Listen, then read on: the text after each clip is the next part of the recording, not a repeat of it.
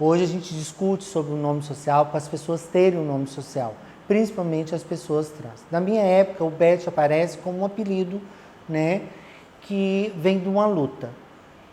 Eu vou me autodescrever, eu sou loira, alta, me mantenho com a voz extremamente grave porque é imposição. E falar de um lugar onde que a gente tem dos direitos humanos, às vezes a gente tem que ter voz.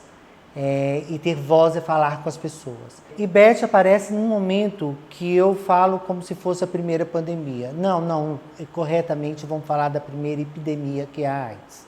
Onde as pessoas lá atrás, na década de 80, foram contaminadas com o vírus e houve toda uma exclusão de uma população, a população LGBT, que foi dita como a peste gay. A Beth aparece aí, né? É onde ela vinha lutando. Aí todo mundo faz, a Beth Balanço, Cazuza. Não, o Cazuza estava morrendo pra gente ao vivo na televisão, né? Mas a Beth, ela aparece correndo com pessoas amigas que ela tinha o maior carinho, né? E até hoje guarda todos esses sentimentos, com grandes recordações, que vieram a falecer pelo vírus da AIDS. Não dá pra gente não lembrar eu falar de Beth, ou falar de democracia, ou falar de saúde. Olha, nós estamos no mês de agosto. Hoje, com o mês de agosto, nós estamos no dia especial, que é o Dia da Saúde. E falar de saúde. A Beth aparece com essa história da saúde. A Beth aparece com essa discussão de trazer a saúde, principalmente para as populações vulneráveis. Sou uma mulher trans cirurgiada. Aí você fala, você quer dizer que você é uma mulher trans e fez a cirurgia para se dizer, dentro de uma normativa, que você é melhor que as outras trans? Essa normativa, no sentido de colocar que seja melhor que uma não cirurgiada, é o preço da relação e o peso da relação de gênero. Só quem tem uma identidade genital no meio das pernas sabe o preço que é ter uma vagina, dentro de uma sociedade extremamente pesada na masculinidade. E eu falo sobre isso porque a gente tem que discutir gênero, principalmente em umas condições que a gente vem discutir hoje, dentro de uma sociedade extremamente retrógrada, vou usar essa palavra, me perdoe, mas retrógrada no sentido de pensar gênero e pensar sobre mulher dentro de uma sociedade como algo pejorativo, algo menor, né? A gente escuta de autoridades, não tem como eu não falar de democracia e não falar de política. E a gente falar, e aí algumas autoridades falando, eu fraquejei e nasceu uma mulher, né? Ou algumas autoridades falar coisas piores e falar, mulher tem que ganhar menos. Começa numa discussão da saúde, onde estava lá a Beth discutindo sobre a questão da LGBT, a peste gay, né, a AIDS propriamente dita. A Beth aparece ali lutando pelo direito das pessoas na saúde de ter a condição de ser atendida da melhor forma, equidade para todo mundo, onde todas as pessoas pudessem ter o direito de ser atendido. Parece que a gente está discutindo isso até hoje. Quem nasceu primeiro? Sexo ou gênero? Essas são perguntas que a gente tem que fazer internamente para a gente tentar responder, porque elas são primárias dentro de uma discussão que a gente pode levar dias aqui para falar de gênero. Quem nasceu primeiro? Sexo ou gênero? Tá, no encontro de um homem, todo mundo vai falar assim, homem e mulher, órgão masculino e órgão feminino. Então, no encontro de um homem e de uma mulher, é sexo. O órgão masculino, um pênis, órgão feminino, uma vagina.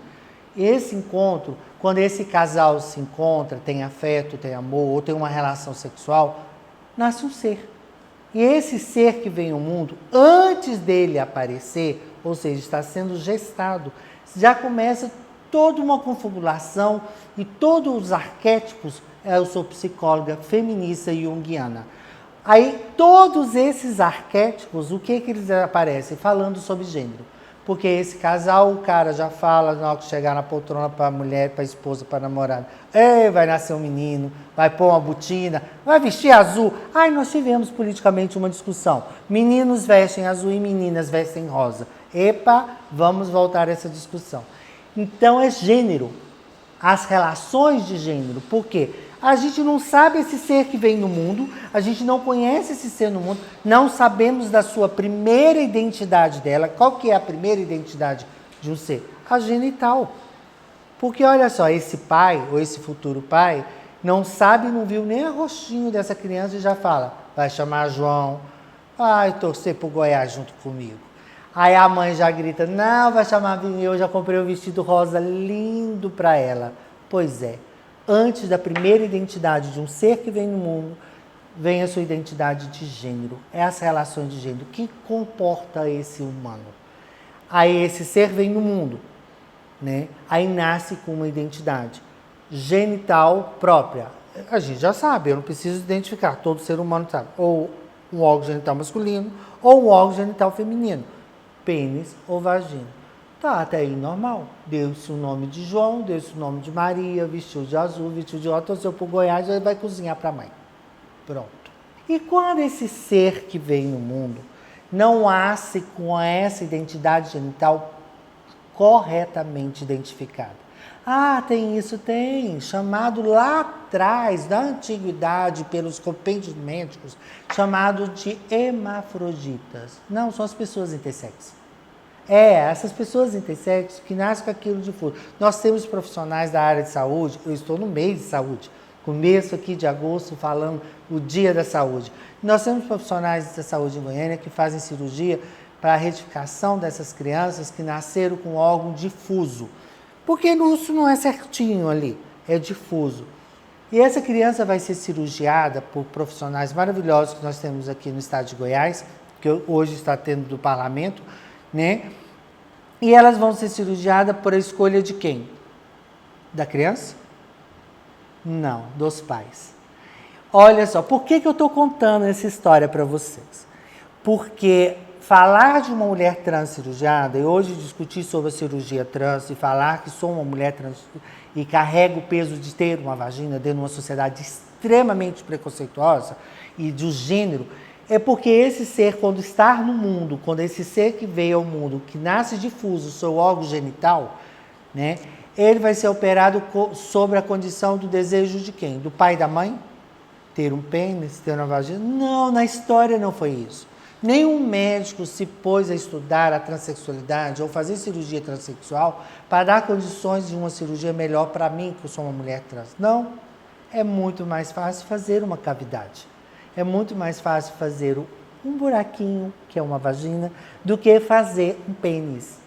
Olha, gente, vamos pensar comigo. Então, começou uma produção de mulheres. O órgão genital, aquele que nasceu difuso, começa a se fazer as cirurgias transexuais. Da época, pelas crianças, para dar gênero a essas crianças, elas serem chamadas de Maria ou serem chamadas de João. Aí está toda a complexidade que nós temos hoje, da discussão que nós temos para falar. Vamos nos cumprimentar? A todos, todos e todes. Aí quando falamos em todos, o povo já arrepia. Lá vem esse povo do gênero neutro. Não, a gente está discutindo exatamente isso dentro de uma condição de uma identidade genital das pessoas, né? Porque elas podem nascer com órgão genital, sim, masculino, feminino e difuso, e dentro de uma ciência médica for a princípio colocado dentro de uma identidade feminina e não masculina, né? E essas pessoas, a partir de então, têm um gênero, se identifica com o gênero. Tá, então essa Beth nasceu com um órgão genital masculino, sou eu, vou falar de mim, porque eu estou aqui com vocês, estou falando sobre esse tema, que para mim é pesado e custa muito, é caro, é minha vida. A ela que eu apanho todos os dias. Então pensem comigo, nasci com um órgão genital masculino, né? E dentro da minha condição de gênero, eu falei uma vez dentro de eu tinha provavelmente 7, 8 anos de idade num grupo escolar, uma professora, nunca esqueci dela, hoje ela é falecida, ela brincando numa dinâmica com a escola, ela vira e fala, João, levanta, o que você vai ser quando crescer? Ah, jogador de futebol. Você é Maria, você é modelo, que eu sou linda. Ah, professora, e levanta aí e fala, você é mulher. Tá aqui. O meu gênero eu me identificava como menina. E como mulher eu queria ser e me identificar. Obviamente, aí não era uma pessoa cisgênica. Vamos colocar a cisgeneridade nascer com um órgão masculino, se identificar com o gênero masculino. Eu não, nasci com órgão genital masculino e me identificava com o gênero feminino. Sou uma trans. Eu estou colocando exemplos e falando porque eu estou falando de conceitos.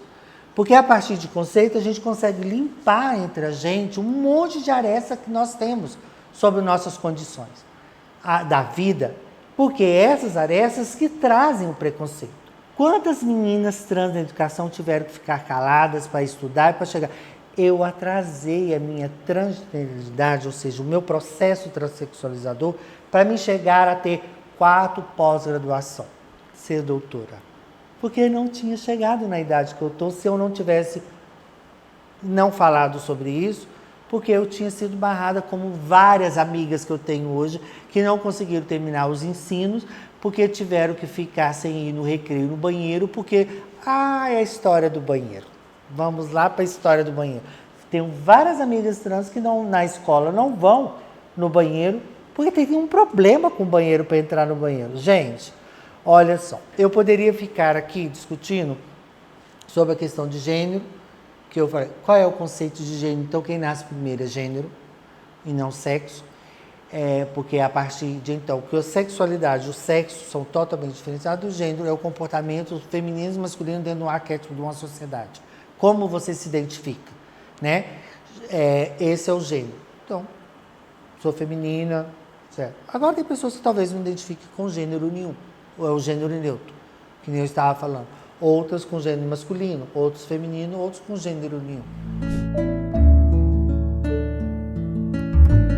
Não tem coisa pior eu escutar de uma autoridade falando assim, ela optou a opção sexual. Olha, passar por uma aula e repetir opção sexual, vocês não assistiram o Beth Fernandes, me desculpa. Porque opção é eu ir na padaria e comprar um pão com salame.